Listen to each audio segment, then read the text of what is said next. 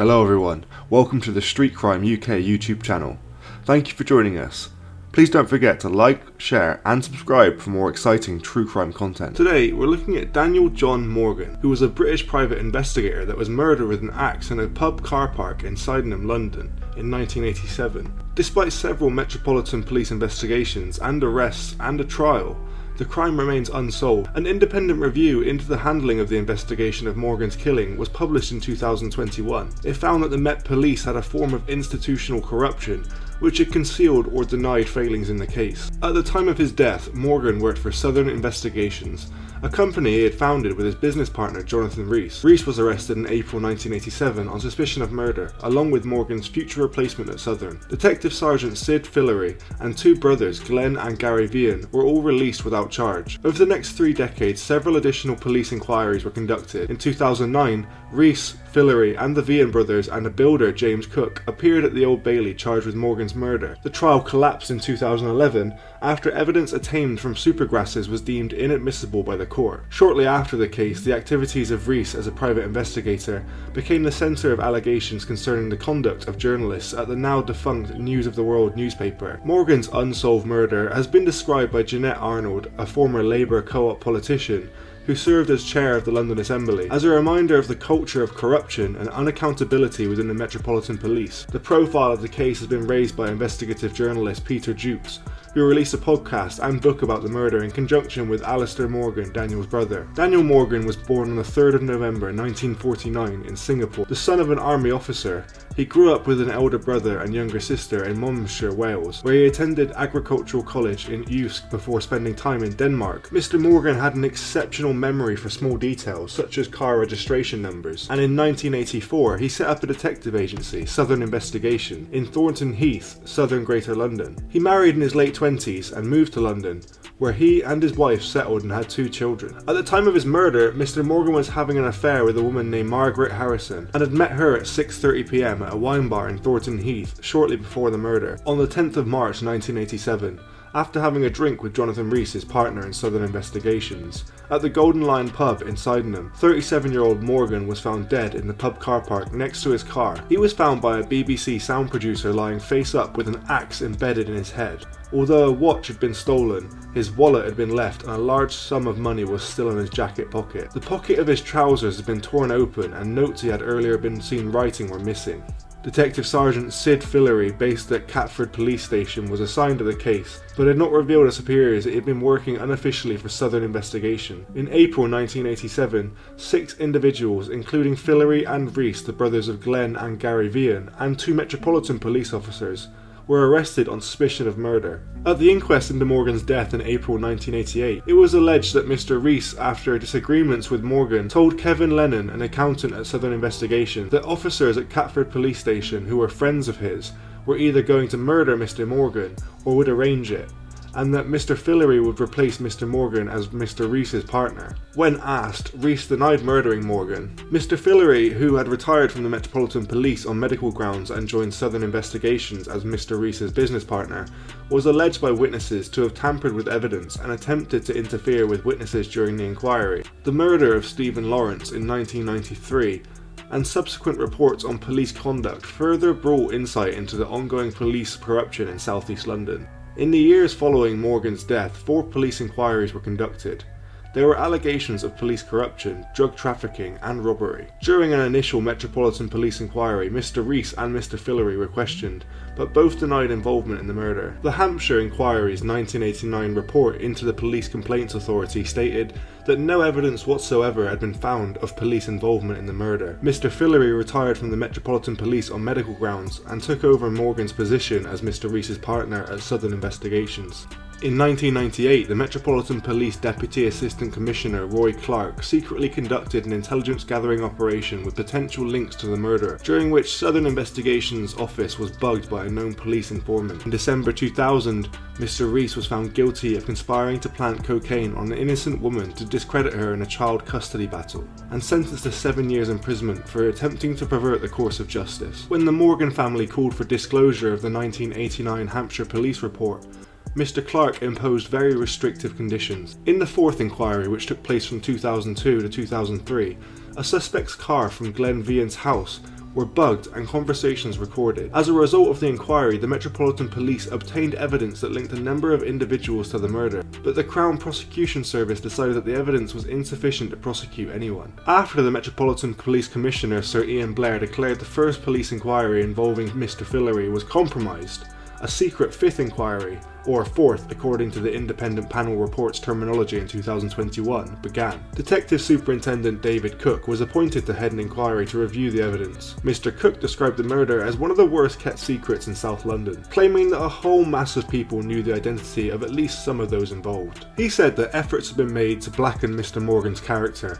and dismissed claims that Mr. Morgan might have been killed after an affair with a client, or because of involvement with Colombian drug dealers. Mr. Morgan's brother, Alistair, who had been critical of police inaction and incompetence, expressed confidence in Mr. Cook. In 2006, Jeanette Arnold, a member of the Metropolitan Police Authority and Alistair Morgan's London Assembly constituency representative, described the unsolved murder as a reminder of the old police culture of corruption and unaccountability in London. Police arrested Mr. Rees and Mr. Fillory once again, along with Mr. Glenn and Mr. Gary Vian, and a builder named James Cook, all on suspicion of murder, as well as a serving police officer suspected of leaking information. Mr. Fillory was arrested on suspicion of attempting to pervert the course of justice. Alistair Morgan described it as a massive step forward. In 2009, the trial of Mr. Rees, Mr. Fillory and the Vian brothers and Mr. Cook began at the Old Bailey in February 2010. The trial judge dismissed a key Supergrass witness, and a stay of prosecution was ordered in Mr. Fillory's case. In November 2010, a second Supergrass witness was dismissed. James Cook was discharged, and in January 2011, a third Supergrass witness was dismissed. In March 2011, Director of Public Prosecution Sir Keir Starmer abandoned the case. Mr. Rees and his former brother-in-laws were acquitted, because the prosecution were unable to guarantee the defendant's right to a fair trial. Charges against Mr. Fillory and another had already been dropped. The case had not reached the stage of considering whether the defendants had murdered Mr. Morgan, but was still dealing with preliminary issues. The judge, Mr. Justice Madison, mentioned the case's vastness and complexity, involving some of the longest legal arguments submitted in a trial in the English criminal courts. While he considered the prosecution had been principled and right to drop the case, the judge observed that the police had had ample grounds to justify the arrest and prosecution of the defendants. In the course of the 5 inquiries, some 750,000 documents associated with the case, most of them not computerized, had been assembled. Some of these related to evidence provided by the criminal Supergrasses that the defence claimed was too unreliable to be put to a jury. In March 2011, 4 additional crates of material not disclosed to the defence were found. This followed earlier problems with crates of documents being mislaid and discovered by chance. Nicholas Hillard QC, appearing for the CPS, acknowledged that police could not be relied upon to ensure access to documents that the defence might require, and the prosecution was fatally undermined as a result. The Metropolitan Police's Senior Homicide Officer, Detective Chief Superintendent Hamish Campbell, apologised to the family, acknowledging the impact on the case of the police corruption in the past. This current investigation has identified ever more clearly how the initial inquiry failed the family and wider public. It is quite apparent that police corruption was a debilitating factor in that investigation. While indicating a satisfactory relationship with the police officers at present, Morgan's family condemned the way the police and the Crown Prosecution Service had investigated the case, and their failure to bring anyone to trial. For much of the family's 24-year-long campaign for justice, they had encountered stubborn obstruction, and worse, at the highest levels of the Metropolitan Police, an impotent police complaint system. After the collapse of the Old Bailey trial in March 2011, it was revealed that Mr. Rees had earned £150,000 a year from the News of the World for supplying illegally obtained information about people in the public eye. After Mr. Rees completed his prison sentence for perverting the course of justice, he was hired again by the News of the World, at the time edited by Andy Coulson. Mr. Rees worked regularly on behalf of the Daily Mirror and the Sunday Mirror as well, investigating the bank accounts of the royal family and obtaining information on public figures. He had a network of contacts with corrupt police officers who obtained confidential records for him. He claimed that his extensive contacts provided him with confidential information from banks and government organisations, and he was routinely able to obtain confidential data from banks, telephone records, car registration details and computers. He was also alleged to have commissioned burglaries on behalf of journalists. Despite detailed evidence, the Metropolitan Police failed to pursue investigation into Mr. Rees's corrupt relationship with the News of the World over more than a decade. In 2006, the Metropolitan Police accepted the News of the World's disclaimer that the paper's royal correspondent Clive Goodman, who had been sent to prison in 2007 for intercepting the voicemail of the British royal family, had been operating alone. They did not interview any other News of the World journalists or executives, and did not seek a court order allowing them access to the News of the World internal records. In June 2011, The Guardian newspaper, calling for a public inquiry into the News of the World phone hacking scandal, focused its criticism of the parent company News Corporation's handling of accusations of crime within the organisation on the newspaper's use of Jonathan Rees's investigative services. Mr. Rees's activities were described as a devastating pattern of illegal behaviour, far exceeding those of the other investigators commissioned by News Corporation, who used illicit means to target prominent figures. They included unauthorised access to computer data and bank accounts, corruption of police officers, and alleged commissioning of burglaries for information about targets at the highest level of the state and government, including the royal family and the cabinet, police chief commissioners, governors of the Bank of England, and the intelligence services. The Guardian queried why the Metropolitan Police had chosen to exclude a very large quantity of Mr. Rees's material from investigation by its Operation Wheating Inquiry into phone hacking. The Guardian had published extensively on Mr. Rees's involvement with corrupt police officers and the procurement of confidential information. For what Guardian journalist Nick Davies described as Mr. Rees's one golden source of income in particular, commissions from the News of the World, Mr. Davies has reported at length on what he described as the empire of corruption that Jonathan Rees and Sid Fillery built in the years following Daniel Morgan's murder, after Mr. Fillery replaced Mr. Morgan as Mr. Rees's partner. The report also commented that there was substantial evidence linking an alleged corrupt police officer with involvement in the murder of Mr. Morgan. In July 2014, it was announced that Baroness O'Lone would be taking over chairing the inquiry, on the withdrawal of previous chairman Sir Stanley Burnton, and Kate Blackwell QC was appointed as counsel to the panel. In October 2014, the Vian brothers, Mr. Fillery, Mr. Rees and Mr. Cook launched a £4 million lawsuit against the Metropolitan Police. In February 2017, the High Court ruled on the lawsuit.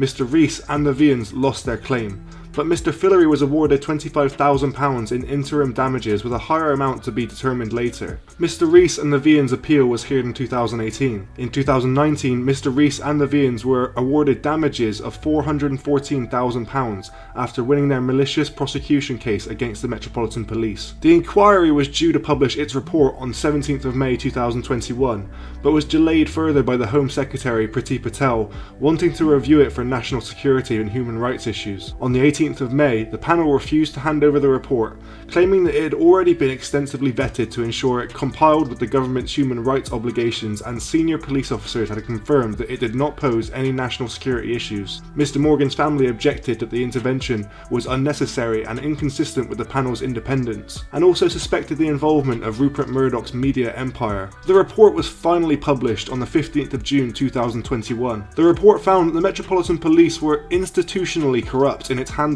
of the investigation into the murder of Daniel Morgan, and that the force had placed protecting its reputation above the investigation. In May 2016, Morgan's murder became the subject of a 10-part podcast presented by Peter Jukes, Untold, the Daniel Morgan Murder, which topped the UK iTunes podcast chart. The following year, Mr. Jukes co-authored a book with Alistair Morgan titled Untold, the Daniel Morgan Murder Exposed, which featured new revelations about the case. What do you think about Mr. Morgan's murder? I'm interested to know, is this the first time you've heard about Mr. Morgan's murder and the corruption surrounding it? Thanks for joining us today. If you enjoyed the video, don't forget to give it a like and a share, and leave any thoughts or suggestions you have in the comments section. We love to read through them all. And if you're new but enjoy UK true crime content, then subscribe to see when our newest video releases. And as always, stay safe.